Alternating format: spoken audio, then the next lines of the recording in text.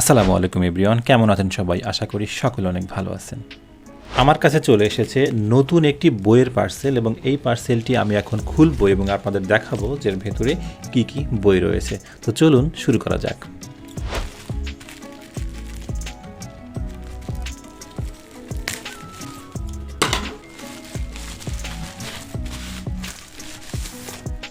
প্রথমে যে বইটি বের হয়েছে সেটি হচ্ছে হারুন আর রশিদের মাস্টারপিস এবং এটি হচ্ছে একটি থ্রিলার উপন্যাস।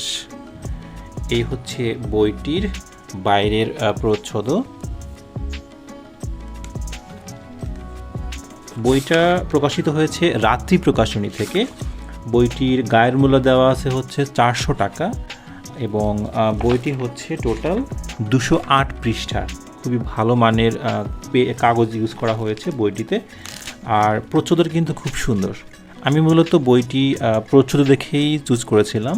এর পরের যে বইটি সেটি হচ্ছে কেউ কেউ কথা রাখে, মোহাম্মদ নাজিমুদ্দিনের।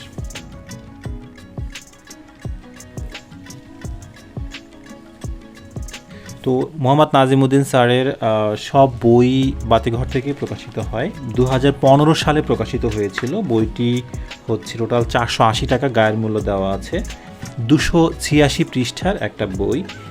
80-র দশকে ঘটে যাওয়া কোনো একটা ঘটনাকে উপজীব্য করে লেখা, আমি যতদূর জানি। যদিও এই বইয়ের কোনো কিছু আমার তেমন পড়া নেই বা বই সম্বন্ধে আমার তেমন কিছু জানা নেই, তবে এই বইটির কথা অনেকের কাছে আমি শুনেছি, যার কারণে এই বইটি আমি অর্ডার করেছিলাম। বইটির পেজ কোয়ালিটি এবং ফন্ট খুব ভালো। বাতিঘরের আগের যে বইগুলো ছিল, আগের প্রিন্টের যে বইগুলো ছিল, সেগুলোর চাইতে এখন এই সময়ে নতুন করে যেগুলো রিপ্রিন্ট হচ্ছে সেগুলোর বাঁধাই কোয়ালিটি এবং প্রিন্ট কোয়ালিটি এবং কাগজের মান কিন্তু খুবই ভালো। এর পরের যে বইটি সেটি হচ্ছে মোহাম্মদ নাজিমুদ্দিনের জাল এবং এটিও হচ্ছে বাতিঘর প্রকাশনীর একটি বই এবং এটিও হচ্ছে একটি থ্রিলার উপন্যাস।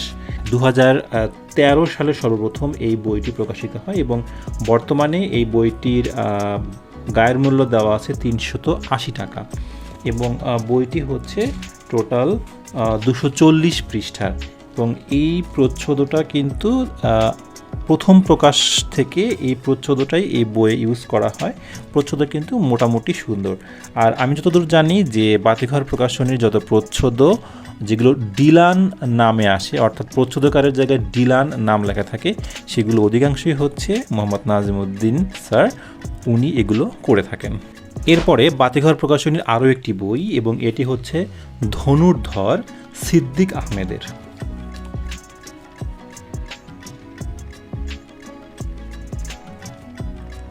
মেবি মহাভারত বা এই টাইপের যে পুরাণগুলো আছে সেখানকার কোনো একটা ঘটনাকে উপজীব্য করে লেখা হতে পারে, আমার যতটুকু ধারণা। বইটি সর্বপ্রথম প্রকাশিত হয়েছিল 2020 সালে এবং এটির বর্তমান গায়ের মূল্য হচ্ছে 360 টাকা এবং বইটি হচ্ছে টোটাল 288 পৃষ্ঠার। এই বইটিও আমি অনেকের রিকমেন্ডেশনে কিনেছিলাম। বেশ কয়েকজন এই বইটি পড়ে আমাকে জানিয়েছিল যে আমি যে ধরনের বই পড়তে পছন্দ করি, একটু ইতিহাস নির্ভর বা প্রাচীন কালের কাহিনীর সাথে বর্তমানের একটা সংমিশ্রণ হয় যে সমস্ত গল্পে, সে ধরনের গল্প পড়তে আমার খুব ভালো লাগে। তো এই বইটা হচ্ছে সেরকম একটা কাহিনী। তো যাই হোক, এটা পড়ে আপনাদেরকে রিভিউ জানাবো। এর পরের যে বইটি সেটি হচ্ছে মাসুদুল হকের ভেন্ট্রিলোকুইস্ট মেবি একটি হরর থ্রিলার আমার যতটুকু জানা, এবং এর পরের পার্ট মেবি মিনিমালিস্ট। এই বইটি সর্বপ্রথম আমি পড়েছিলাম পিডিএফ, কারণ এই বইটি যখন প্রকাশিত হয় তার আগে অনলাইনে পিডিএফ দেওয়া হয়েছিল। বইটি সর্বপ্রথম প্রকাশিত হয়েছিল 2013 সালে এবং এটি হচ্ছে টোটাল 190 পৃষ্ঠার একটি বই এবং এটির গায়ের মূল্য দেওয়া আছে 300 টাকা। তো এই বইটি নতুন করে কেনার আমার এটাই কারণ, আমি গল্পটি খুব ভালো করে পড়তে চাই।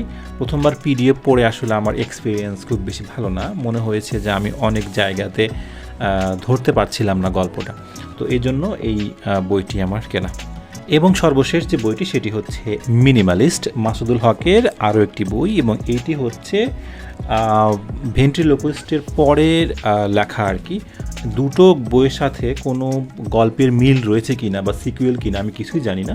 এই প্রচ্ছদটা কিন্তু খুবই অসাধারণ এবং এই প্রচ্ছদটা নতুন করে করা হয়েছে। প্রথম যে প্রচ্ছদটা ছিল সেটা হচ্ছে একটু হলদেট টাইপের এবং ওটা আমার কাছে খুব বেশি ভালো লাগে নাই। এই বইটির গায়ের মূল্য হচ্ছে 500 টাকা এবং এটি সর্বপ্রথম প্রকাশিত হয়েছিল 2016 সালে। এই বইটি কিন্তু একটি বড় সাইজের বই, অর্থাৎ 352 পৃষ্ঠার এই বইটি। তো আজকের ভিডিও এই পর্যন্তই, দেখা হবে নেক্সট কোনো ভিডিওতে। ভালো থাকবেন সবাই, আল্লাহ হাফেজ।